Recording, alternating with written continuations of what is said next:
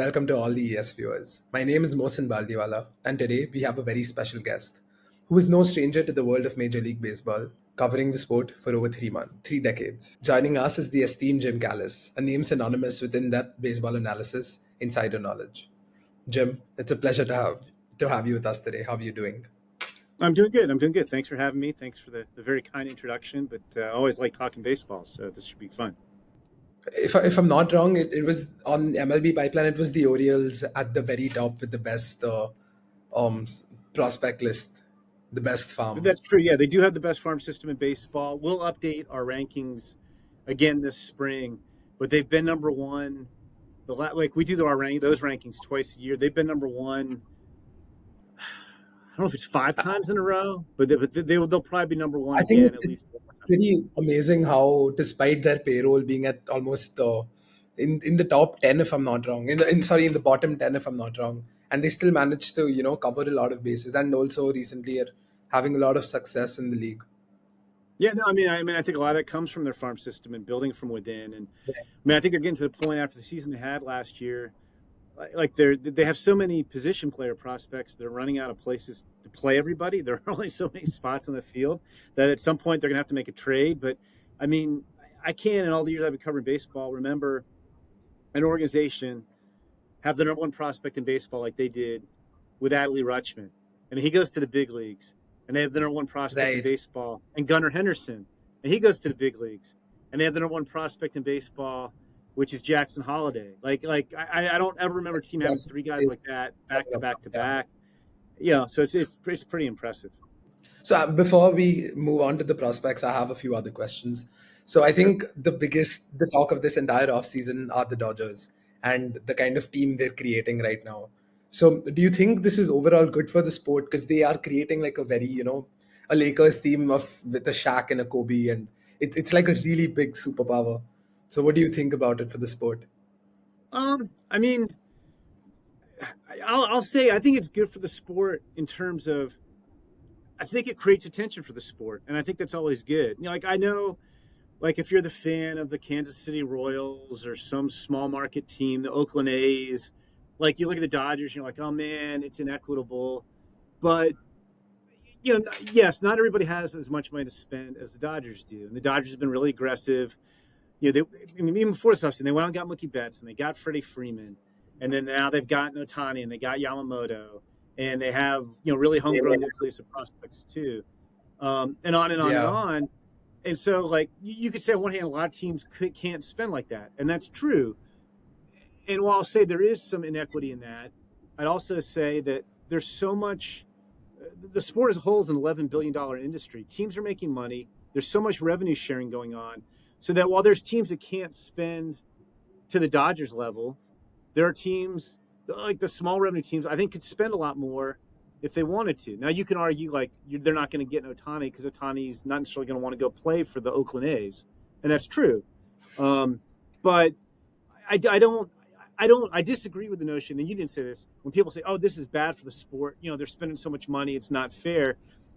I think it creates interest in the sport. I think it creates interest in, it's still hard to win the playoffs. The Dodgers have been very good I think they've been in the playoffs, 11 years in a row now, and they've won 1 World Series because even if you win, you get a bye in the first round, you've got to win 3 rounds of playoffs. And I think baseball is more volatile in the playoffs than any other sport. So I think it's good for the sport. I don't think it guarantees, now the Dodgers. Are the Dodgers the favorite to win the World Series? Yes, but they've probably been the favorite in a lot of years. It doesn't guarantee that they're going to win, and I think it creates interest that like, oh, geez, here's this super team.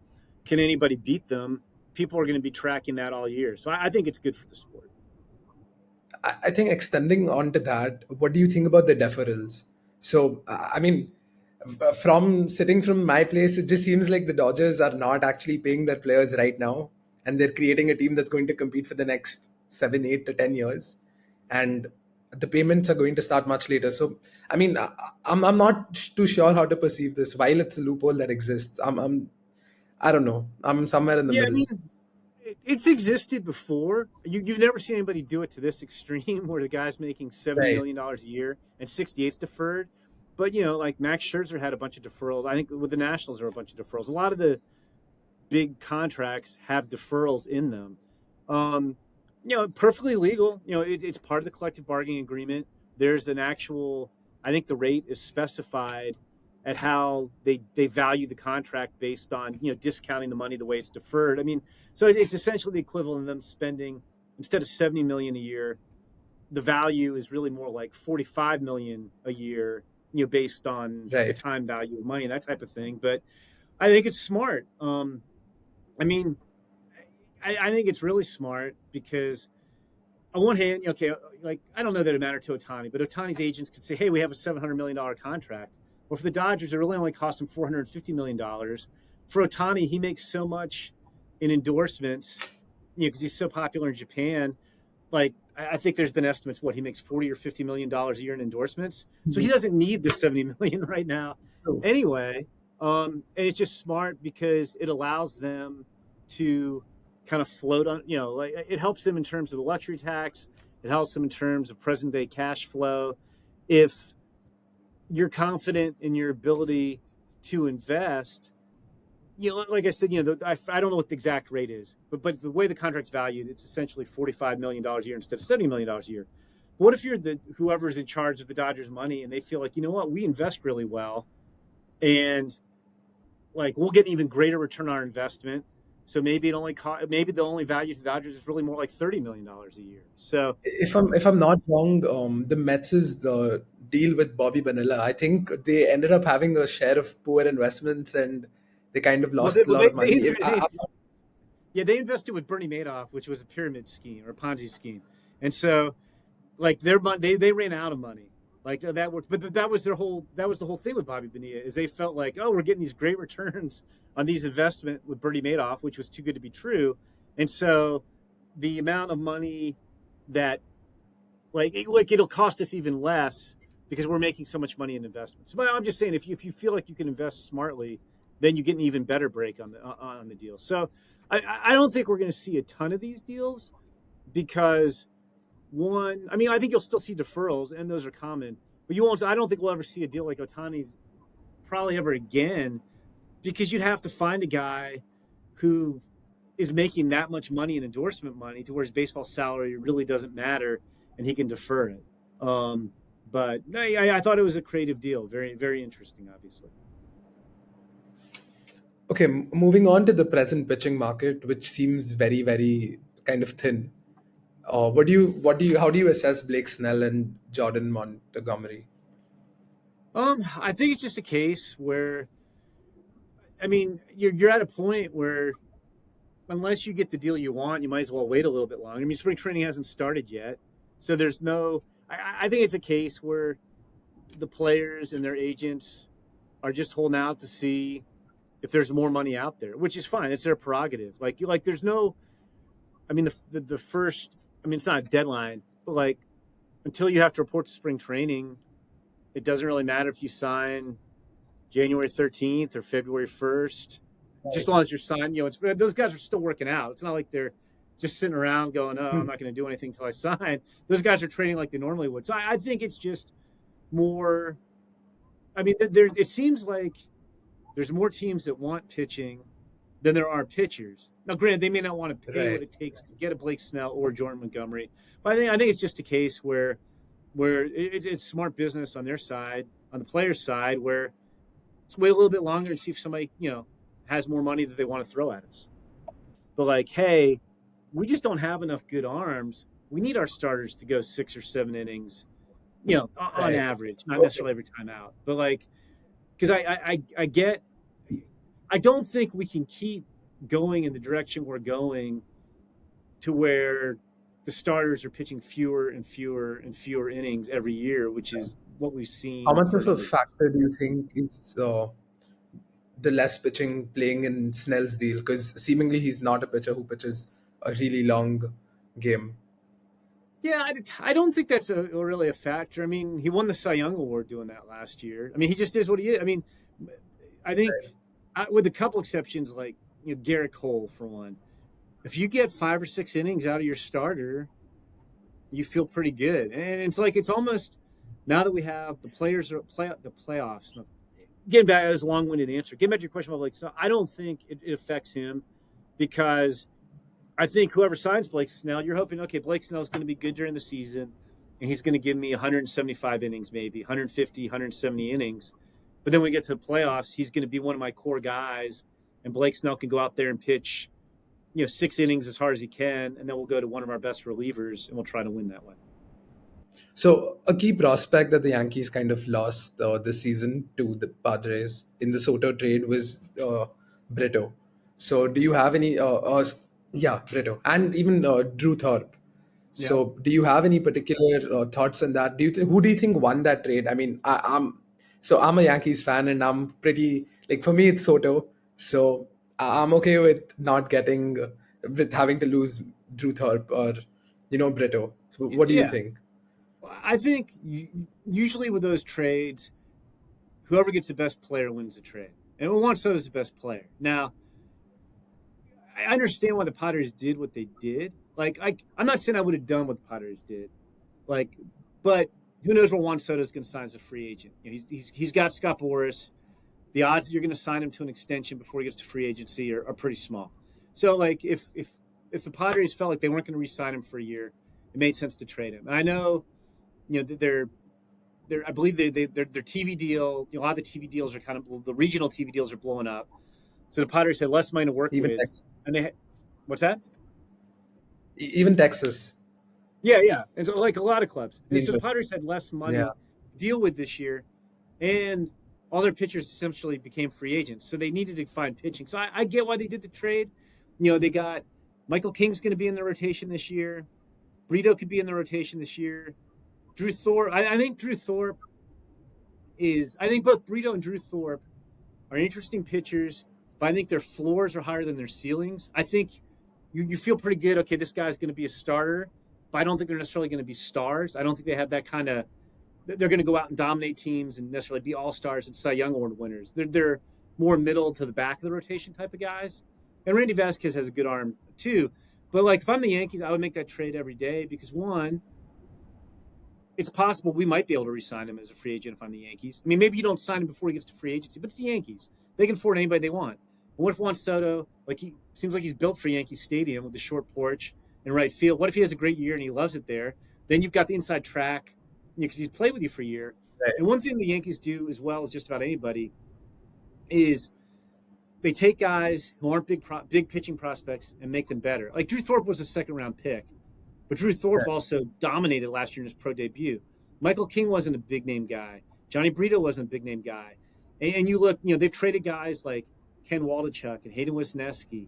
They still have Will Warren in their system and Chase Hampton in their system, who are like 6th and 8th round draft picks. I think the Yankees feel, and kind of rightfully so, we can always develop pitching prospects. We're very good at taking guys in the middle rounds of the draft and turning them into big leaguers and tradable assets. So I think from the Yankees standpoint, a lot of teams would be like, man, we're giving up a lot of pitching in this deal. Because I think it was the 4 pitchers in Higashioka. A lot of teams would be like, we can't afford to give up 4 pitchers and that much cost control. And maybe it's 3 potential starters. I think the Yankees just looked at it like, we could pretty much make pitching prospects whenever we want. So I understood the deal from both ends. I think that deal was an absolute no-brainer from New York's end.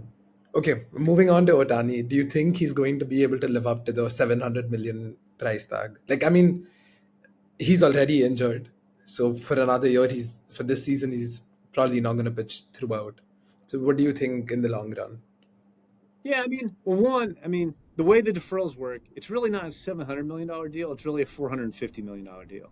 So it's not, Right. on paper, it sounds like it's like the NFL contracts. When guys, the NFL contracts aren't guaranteed. So they're like, oh, this quarterback signed for $280 million. And then they cut him 2 years later. Like Russell Wilson's going to get cut this year by the Broncos.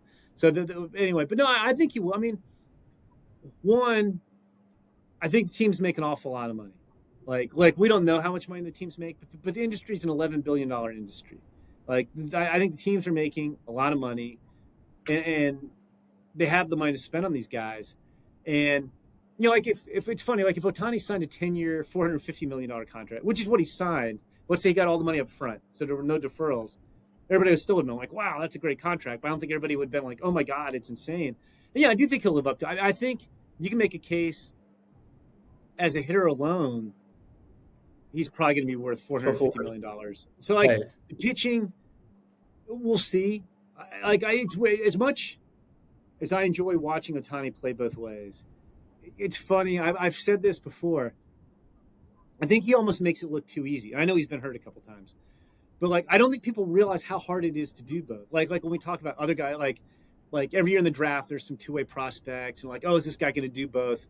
It's hard because if you think about it, like starting pitcher, if you're pitching every 5 or 6 days, it's not like they don't do anything else. Those other when they're on the days they don't start, you know, they're doing bullpen workouts. They're doing things to strengthen their legs. They're preparing, and it's the same thing. Like if you're a hitter, it's not like you're working on stuff all the time. But like Ohtani, when he's but if you're doing both, it just it's so hard to do both. It takes when you're doing one, it takes away from the other. So like I'm on record. I think Ohtani's the best baseball player to ever live. Like nobody's ever done this ever for as long as he did, as he had. I mean, Babe Ruth was not really ever a full time pitcher and full time hitter simultaneously for anywhere near as long as Ohtani. It's unbelievable.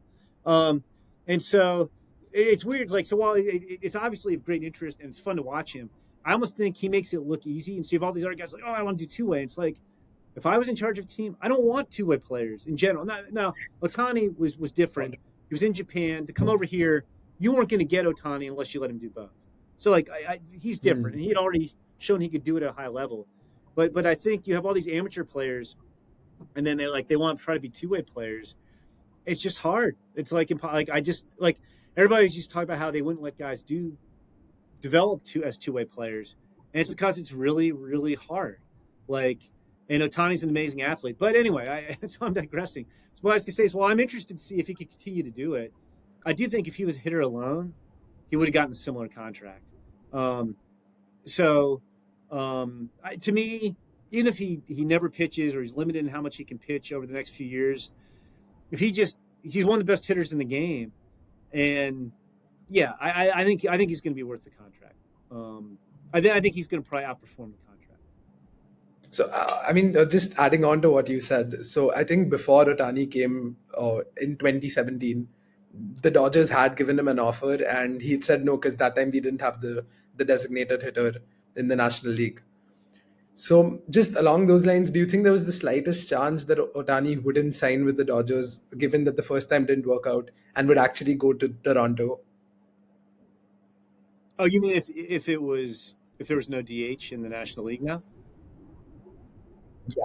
If there I was didn't no understand. DH in the National Yeah, League yeah, right no, now. I do. I do think he wants to play both ways. So yeah, I do, and I've heard similar. I've heard that he wanted to be a Dodger all along. He always wanted to be a Dodger, and like you kind of alluded to, there was no DH in the National League when he came over originally.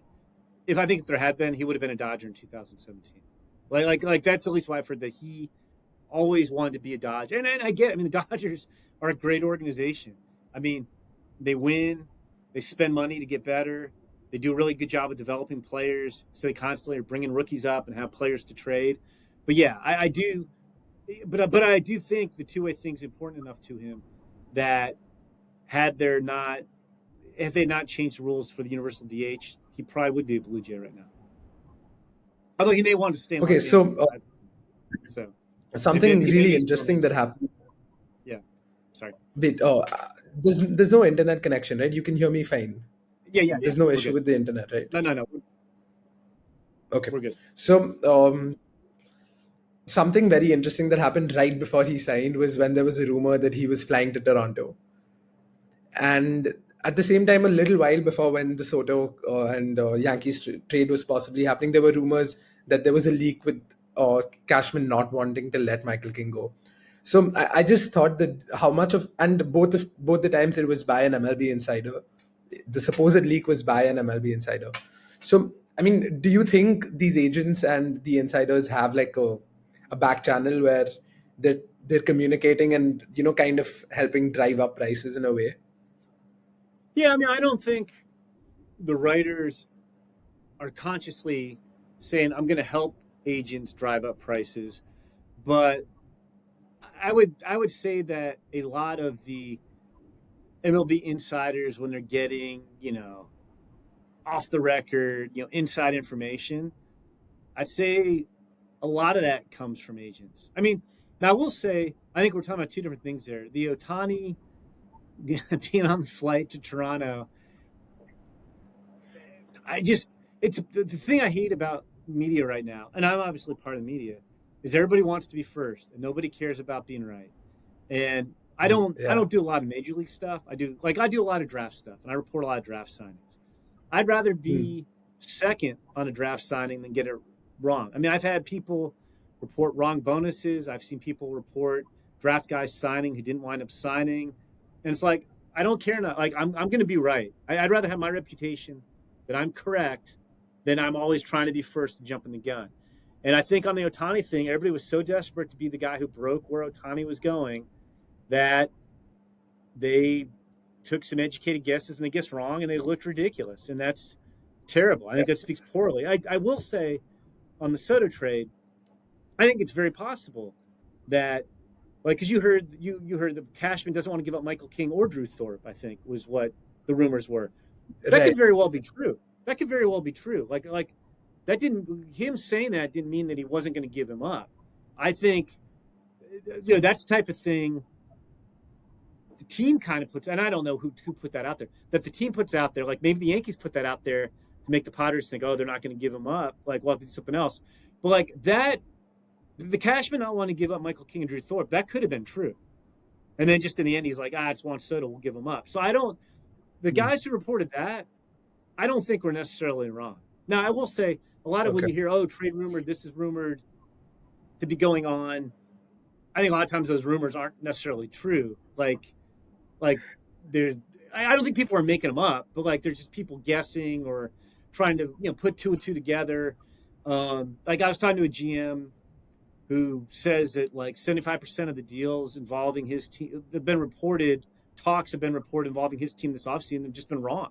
Like they've had stuff reported that's never been discussed, and you have that stuff go on with rumors. But I will say with the Cashman not wanting to give up Michael King and Drew Thorpe, that very well could have been true. Um, and then they changed their mind. Like that could be the Yankees posturing, trying to get the Padres to ask for somebody else. But yeah, the Ohtani thing, that's just a bad look. Like I mean, you shouldn't report Ohtani's on the plane unless you know Ohtani's on the plane. Just because there's a Um, plane flying from Los I Angeles forgot to the name of the Toronto. person who was on the train.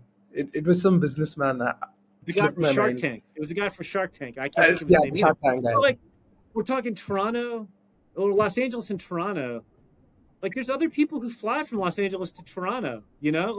Like it's not like Shohei Ohtani's the only person who's going to be doing that flight. So like that was just bad reporting. And then like yeah, that was kind of sad. Like I know the guy who reported that. I think he's a good guy, and he made a mistake, and he looked bad. But yeah, it's I don't think I that part of the industry drives me nuts, where everybody wants to be first. To Just be like first. I'll throw out another one, and I won't mention the guy's name. Different guy. One of the guys who reported that Ohtani was not on the plane was the guy who tweeted last year that Aaron Judge was signing with the Giants. The Well, Austin Judge. yeah, Arson. Well, see, here's the thing. Everybody laughs that like it was a typo, Arson Judge. That's not the most important part. The most important part is you had an MLB insider who reported definitively Judge is going to the Giants, and he was wrong. And there's no repercussions. Nobody cares. Like that part to me drives me nuts. I mean, if you're an MLB insider, shouldn't what you report be correct? Like I would hope so, but like nobody cares, and that guy just tweets away. Like so, it's like So there's no repercussions when you're wrong. So I have my post notifications on for a few insiders. So the minute there's one trade, like you just see that, within seconds, there's like one after one after one. And there are just like 10 different insiders reporting the same thing. And, you can feel the race. But moving on to prospects. So what do you think about Paul Skeens? Paul, Skeens is interesting. I think he's going to be in the big leagues really quick. You know, Do you think he's making his debut this year? I don't think he'll make the opening roster, but I think he'll be up by June. I just think like especially pitchers, stuff is stuff, and I mean I mean, he can maintain a 98-mile-an-hour fastball, 100-plus pitches into a game, throw 102. It's not the great, like the one knock you'll hear on him is, oh, it's not the best fastball shape, but he commands his fastball so well. It's not like he's making mistakes with it. His slider is one of the best sliders in baseball. His changeup's his third pitch, but there was one of his games at the College World Series where his changeup was a well above average pitch. Throws a ton of strikes. He's strong and durable. I mean, I did a story last year that I think if you look the baseball draft's been around since 1965, and I talked to a bunch of people, and I think the two best pitching prospects in draft history, 1A and 1B, I would put Steven Strasburg slightly ahead, but I think Paul Skeens is right there with him. I think Strasburg's Oh, stuff okay. was like there are more guys who throw hard today. I think Strasburg had similar stuff at a time where guys didn't have. And I'm not saying this one. I think Strasburg's stuff compared to the rest of his peers when he was drafted was a little bit further ahead than Skeens, but I think they're very similar. Strasburg was in the big leagues a couple months into his first full season, and I think Skeens will be there too. And I would have. I know there's people say, "Oh, you should never take a picture with the number one pick in the draft." I disagree. I would have taken Paul Skeens like the Pirates did. I just think if like Paul Skeens, like that type of pitcher in the draft, comes along once a decade, if that. Like I just said, he's might be the best draft pitching prospect of all time. So that's like once every 60 years. But let's say a guy like that comes along once every decade. If you don't take the guy, those guys don't get traded. And then like when Paul Skeens is a free agent, I guess, which would be what after the 2030 season, if Paul Skeens is what we think he's going to be, he's probably going to get like a $500 million contract. So if you want Paul Skeens, you better draft him when you get the chance. I'm very bullish on Paul Skeens. What about Jackson Holiday? Yeah, no, I would take Jackson Holiday over Paul Skeens. Holiday's number Oh, one okay. prospect. Well, I mean, I don't think. I mean, the thing is with Jackson Holiday, he's just so advanced, and I know, like when he was number one pick in 2022, his senior year, he got better in everything. Better hitter, better power, running better, throwing better, playing better shortstop. Just got so much better. I mean, he was good going into his senior year, and they just made this huge leap. And then you look at what he did in his first year in pro ball, where he went from single A to triple A at age 19 and hit everywhere he went. Like we were looking at this last year. The only guy I can think of who did what Holiday did in his first year in pro ball, coming out of high school like he did, was Alex Rodriguez. And Alex Rodriguez actually played a little bit in the big leagues at age 19. And Right. Alex Rodriguez, I'm not saying I don't think he's going to have Alex Rodriguez's power, but Alex Rodriguez is probably, I've been doing this since 1988. Alex Rodriguez is the best prospect I've ever seen. Like he's the best. Oh, And so Jackson Holiday basically went out in his first year and did like basically had the best, I think, first full season, or moved advanced as much as he did of anybody I could think of besides A-Rod. So that's saying something. And I think we'll see Jackson Holiday out in the big leagues at some point this year too. okay. Moving on to Spencer Jones. So, if I'm not wrong, the trade for Dylan Cease of the Yankees and Dylan Cease, it was supposed to include the White Sox wanted Spencer Jones, and the Yankees were like, no. So, what are your thoughts on Spencer Jones? It's funny. I feel like I'm the low guy on Spencer Jones. I'm not. I know there's Okay. other people who like Spencer Jones more than me. I think he's really interesting. He's 6'6". Yeah, he can hit the ball hard. He can hit the ball far. I just my questions with Spencer Jones. I mean, he's a good prospect. I just don't like him as much as some other people do.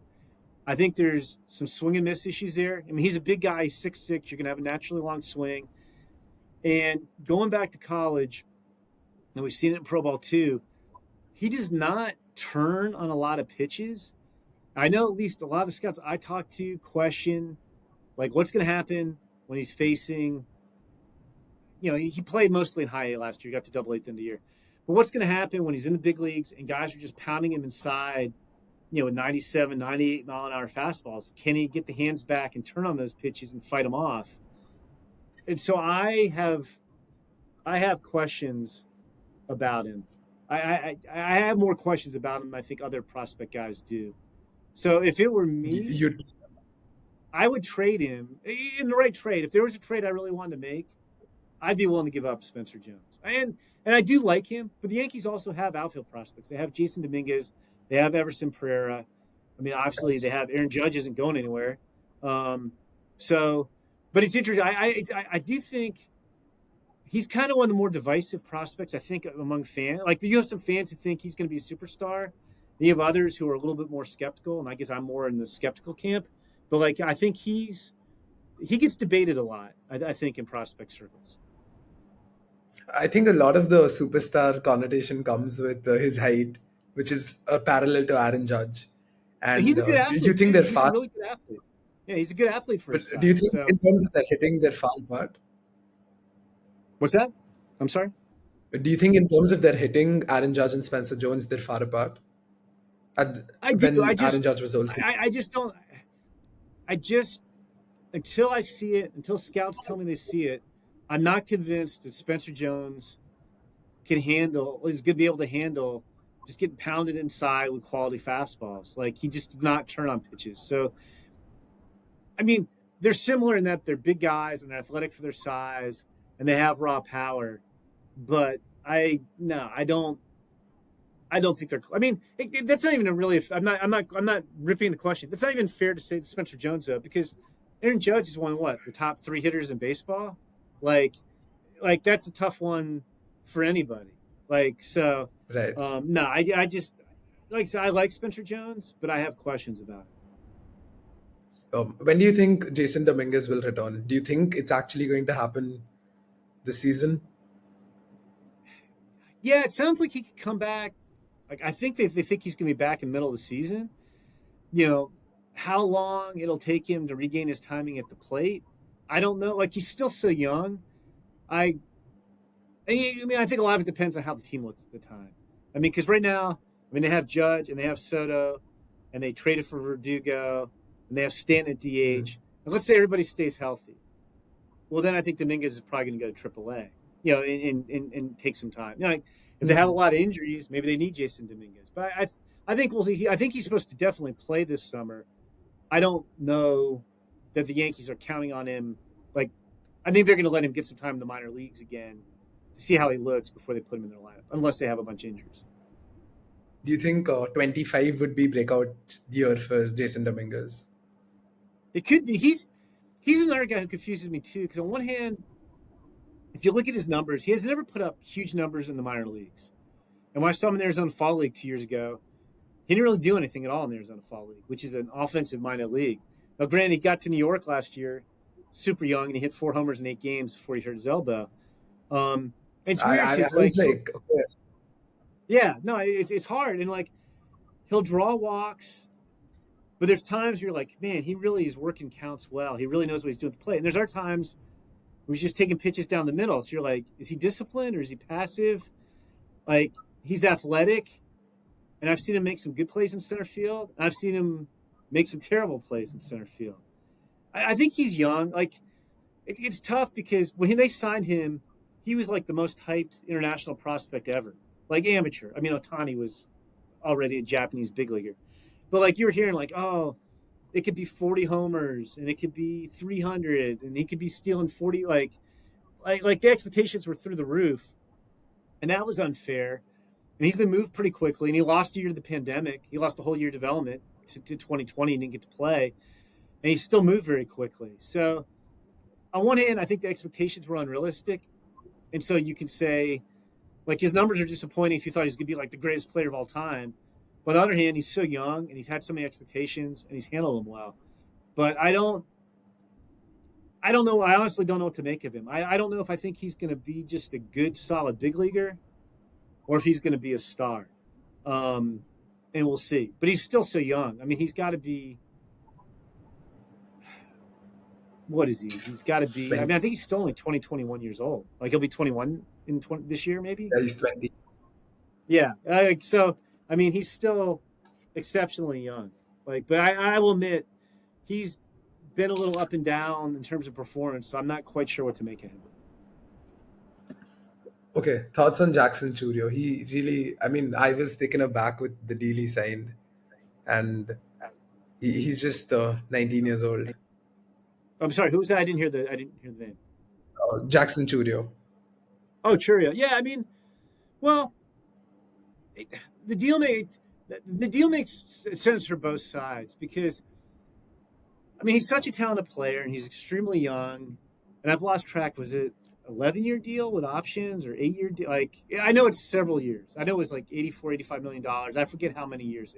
Especially It'd for a be 11. prospect who's not yet even reached the major leagues. It sounded Yeah, but the thing that's good about it is one. I think everybody. I mean, I think everybody's in agreement. He's up there with the best prospects in baseball, and if he was on the open, if he's, I'm not saying if he reaches his ceiling, but let's say he's pretty good. We think he's being pretty good. Like I think I got to look this up. Is it 11 years, $85 million? Is that what the contract is if they pick up his even options? it slipped out. Even It's I'm eight. not too I'm sure. sorry. It's 8 years. It's 8 years and 82 million. It could be 130 million over 10. 8 years, But the 82 thing, million. yeah. So it's like the first 3 years of your big league career, you don't make anything. Like you make money, but like you have no leverage. So he's like first 3 years of your career, you're going to make like $2 million. If you're good in arbitrate, like did Soto agree to turn? Like Soto's going to make 30 million this year, right? I think they're about like, 31. and then like look, Soto's on the high end, but Churio's, let's say Churio's really good. He might make, and the numbers are going to go up because it's Soto's job. He might make, like, let's say we're going to say he might make 40, $50 million in arbitration for 3 years. And then if he's a free agent, at that point, let's say he's really good, he's probably making 40, $45 million a year. So like he might make, if he's good, he might make 125, 150 million over the first 8 years of his career. And they got him for 84 million. And they're a smaller revenue team. They don't have to worry about like, oh, if he's as good as we think he is, well, then he's out of here after 6 years because like we can't pay him 45 million a year, and they can even extend him for 2 years. So I get the risk. I get it from both sides. Like he theoretically, if he's as good as we think he could be, he might be giving up $100 million. Like if they pick up the two option years, but he knows right now he's guaranteed $84 million. No, like if he gets hurt tomorrow, he gets $84 million. So like that's security. Like I get it on both sides, but like it's they kind of it makes sense. Like if I were the team, I'd be trying to do those deals all the time because I wouldn't just give them to everybody, but I would give them to the players who I think have a chance to be special. And then let's say let's say you had three guys like Jackson Churia. You gave out three of these deals to players comparable to Jackson Churia. If two of those guys are as good as you think they are, it doesn't matter what the third guy does. Like, and if just with Jackson Churia alone, if he's as good as we think he could be, the Brewers might save $100 million, and they keep Jackson Churia for the first 4 years after he's eligible for free agency. So, I think it makes sense. What do you think about Roki Sasaki? Yeah, now that's an interesting I, one. I like he. I assume It he's sounds going to be like posted next year. yeah, it sounds like he wants to be posted next year. We were already talking about it. He'll probably be if he gets posted and comes over. He's young enough that he'll count towards the international bonus pool. So we will consider him a prospect. Like Yamamoto, who signed with the Dodgers, did not count towards the bonus pool. So we don't count him as a prospect. He's not on our Dodgers list. But Sasaki will count towards the bonus pool. And so when I mean, I think he's the best amateur. Well, he's not an amateur. He's a big leaguer. I think he's the best pitcher in the world who's not in the U.S. major leagues. And when he does sign, Okay. I think he'll be the best. Do you think he's close to Yamamoto? Well, Yamamoto's in the big leagues now. Like, yeah, Okay. I I mean, think, if you had to compare them, yeah, it's tough. I think, yeah, I think Sasaki would be ahead of Yamamoto. I do. And I like Yamamoto. Yamamoto's really good. I was just going to say, like, when Sasaki does get posted and signs, then I bet he's number one on our top 100 prospects list next year, just like Ohtani was when Ohtani signed. okay. So, on a slightly different note, have you ever met Scott Boras? I'm just very intrigued by that guy, and Yeah, no, I have a couple times, and I've spoken to him. I don't do as much major league stuff anymore, but obviously Scott's very prominent in the draft. But yeah, no, yeah. It's funny, I think sometimes you hear like fans or whoever get up, like in an uproar about Scott saying something or some contract Scott negotiates, and I think people forget Scott's job is to advocate for his players. And his job isn't to save teams money. His job is to get the most money for his players. And I don't think there's any question. Well, I'm sure other agents would dispute, but I think if you look at Scott's track record, he does as good a job as anybody about getting top dollar for his player. And and you can argue, so you could argue, well, sometimes maybe the job is not to get every dollar and make sure your player is as happy as he can be. Whatever you can evaluate agents however you want, but like Scott kind of blew up the draft. Like this was when I was getting started with this contract for Ben McDonald in 1989. Kind of opened, like, blew the door off on draft bonuses. Ben McDonald got a contract so long ago. Like back then, like the top player in the draft was signing for a couple $100,000, and Ben McDonald I think got a $500,000 bonus and an $850,000 major league contract that was unprecedented. And then the bonuses blew up after that. But no, Scott does a tremendous job for his players, and he obviously has a very talented stable. It seems like every year we're talking about a lot of the best free agents are Scott's guys, and like that. It seems like that's the case. But no, he does a great job, and he's also I'm not I don't talk to Scott on a regular basis, but Scott has some very interesting ideas for the game of baseball. Now, granted, they're going to be usually ideas that benefit players, but I do think Scott is a very creative thinker, and he would never. The commissioner works for the owner, so Scott would never be the commissioner of baseball. And it's not like the notion, like back in the day, the notion was, oh, the commissioner was this independent figure, and he can do what he wants and steer things. Now the commissioner, we all know, is more of a CEO, like he works for the owners. So Scott's not going to be commissioner of baseball, but Scott does have some good ideas. Like he has some creative ideas. Um, it'll be interesting. Like he's had a fascinating career. I would love to read a book about Scott Boras when his career is over. Like somebody, I'd love to see somebody write. I don't know who would do it. See somebody write the definitive biography of Scott Boras. I think it would be fascinating. Do you think his career is coming to an end anytime soon? Because that guy seems like he's just going to go on and keep getting the players the best Yeah, possible contracts. yeah. No, I was gonna say like yeah. I mean, it has to be coming to an end to some degree because I think Scott's around 70. Like so, it's like it's kind of like Nick Saban just retired. At Alabama, Nick Saban was 72, and Nick Saban was still at the top of his game. I'm not saying Scott's going to retire in the next year or so, and Scott still seems as vibrant and active and as effective as ever. But I mean, is Scott going to be doing this when he's 80? He's going to be doing this when he's 90? I don't know. So like, yeah, I mean, I think it's coming to the end in terms of Scott's been doing this for I think 40 years. He's not doing it for 40 more. So at some point, it's got to be coming to an end. I mean, I think he's still on top of his game. So I'm not suggesting like it's going to be next year or two. But yeah, I mean, at some point, like it's got to come to an end. I would think. But yeah, I'd love to read. I'd love to read a biography of Scott Boras. Like it'd be very. I'd love to read. I'd love to read an autobiography to hear about it from Scott's perspective. I'd love to read a biography where somebody, I don't know, like we get Ken Rosenthal to write his autobiography, write a biography where somebody like took like a more nuanced view. I'd read both those books. Okay, so we have the Hall of Fame coming up, and it seems bleak that A-Rod's going to get in this time. But do you think he's ever going to get in the Hall of Fame? I don't know. Um, I don't know. I mean, I don't have a Hall of Fame vote. I think I will in another year or two. I don't have a Hall of Fame vote. Oh, we're gonna keep an eye out on that. Yeah, but no. What I was gonna say is it's tough with the guys who are linked to performance enhancing drugs because while I'm not advocating using performance enhancing drugs, and like he got caught twice and he lied about it twice. Like A Rod's kind of like the biggest villain. Like he got busted twice. lied about, like, did all kinds of stuff. It's crazy. He's kind of like the face of postseason baseball now on Fox, like with everything he's been through. But my attitude would be one, it, it's hard to know who was using and who wasn't. I'm sure there are players in the Hall of Fame who are steroid users that we don't know about.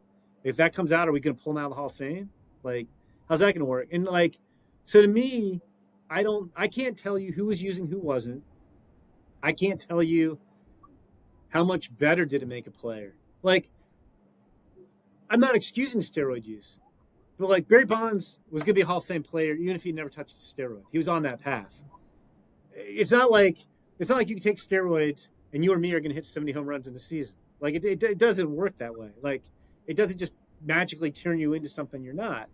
Um, it helps you obviously, but there's no way to quantify. You can't say, well, if this player didn't take steroids, his performance would have been this.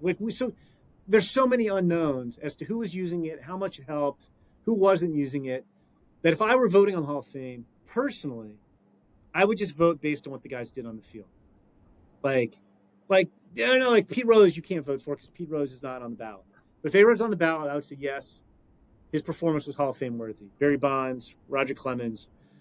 But there's a lot of people who don't think that way. So I don't think he's ever going to get voted in.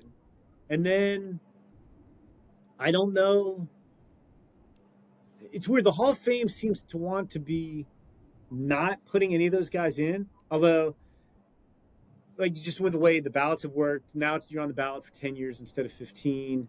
Because, Clemens and Bonds were building momentum up. Hey, we got to cut that off at 10. Things like that. I just don't know how, like, the veterans committees are going to look at that in the future. Because, I mean, they're not going to get in with the writer's vote. So I don't know. I really don't know. Yeah, I have no idea. Like it seems like it's going to be a long path, and then I mean, it kind of boggles my mind in a way. The whole Joe Jackson argument, with the 1919 White Sox, like, oh, he didn't know what he was doing. He hit 375. Well, like he knew about a plot to throw the World Series. That seems to me to be pretty egregious. Like, but you have people advocating for him 100 years later. Joe Jackson should be in the Hall of Fame. So I would think, in what 2120 when I'm long gone, people will be like, why is A-Rod not in the Hall of Fame? So, but I guess at some point he'll probably get in, but I just don't know if it's going to be anytime soon. If any of those guys who there's evidence that they use steroids or I don't know if Sammy Sosa ever failed a drug test. Sammy Sosa's in the Mitchell report. I don't think any of those guys are going to get in. Yeah, I guess David Ortiz was supposed to fail a drug test that got leaked, and MLB went out of their way to say, it could have been an anomaly. Yeah. But A-Rod got busted twice and lied about it, and the whole biogenesis stuff.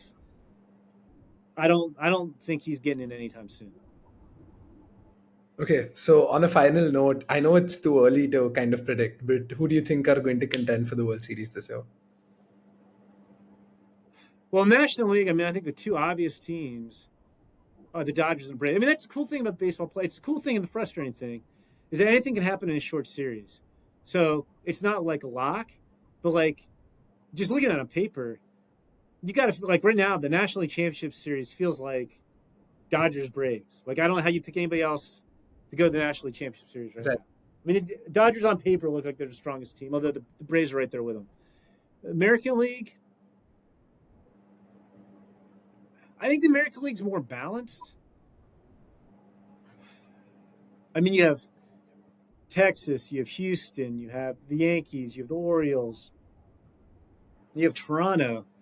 None of those teams has especially great pitching depth. So I think it's going to be who gets the most out of their pitching. Maybe somebody goes out and makes a trade. Maybe somebody goes and trades for Dylan Cease during the season. I do think the White Sox are smart. Like, White Sox don't have to trade him. Wait and see. Maybe you'll get more for him. If you wait. I don't know who my National League favorite would be. It would be. I just don't trust the pitching on any of the teams. I want to say Baltimore, but I wish Baltimore had gone out and made a trade. If I were Baltimore, I would sign a pitcher and I would go trade for a pitcher. but I don't know if they're going to be that aggressive yet. So I don't know. I'm dumbfounded in the American League. Who's your American League favorite? I mean, biases. I can't help my biases, so I'm gonna say the Yankees. Just a Who do you little. think is MVP and Cy Young? Um, I'm gonna go. I'm gonna go Spencer Strider as my Cy Young in the National League. I'm gonna pick Mookie Betts. I just think Mookie Betts is always there. So I'm gonna Okay. go Mookie Betts with the MVP. Like I don't want to just pick the guys who won it last year. And then in the American League, um, I'm gonna pick Garrett. I just think Garrett Cole's the obvious pick for Cy Young. Even though last year was his first one, I'll pick Garrett Cole. And you know what? I mean, I think on paper you have to. I mean, barring injury, you'd pick Garrett Cole and Aaron Judge. So maybe I'm saying the Yankees will be the American League rep. So we'll go Yankees in the American Uh, League. it's like music to my ears. I love listening to this. And so I haven't been in touch with the pipeline too much, but who do you think are going to be the draft picks? The top five, maybe, in Yeah, the it's coming like draft? it's interesting because this year draft wise, the college crop is a lot better than the high school crop. Now again, look, things will change over the course of the spring. That's the way it is. But like right now, the top five players on our draft list are West Virginia shortstop J.J. Weatherholt, Wake Forest first baseman Nick Kurtz, Oregon State second baseman Travis Bazana, Georgia first baseman outfielder Charlie Condon, and then Florida two-way star Jack Caglianone. So those are kind of the five biggest names. I think you're going to see a lot of college bats at the top of the draft. Okay, so I mean, I'm through at my end. If there's anything else you want to particularly bring up, I'm all yours. No, I mean I think that's pretty much it. I'd just say like you mentioned, MLB Pipeline. Um, all our stuff's free at MLB.com. All of our scouting reports and videos and scouting grades and stories. So I just encourage people to check that out, and they can see everything we're doing. Like right now, we're in the midst of minor league prospects. We'll have in the upcoming week, we'll start doing top prospect by position, overall top 100 prospects list, and so on, then on to the teams. But come check our stuff out. Absolutely. I mean, all I can say is that it's very rare to have a conversation about baseball that's so nice and refreshing, and it was absolutely wonderful speaking to you, Jim. I hope Well, I you enjoyed have it a too. This really was a good lot of year. fun. I enjoyed it. So Thank you so anytime. much. Thank you so Okay, much. thank you.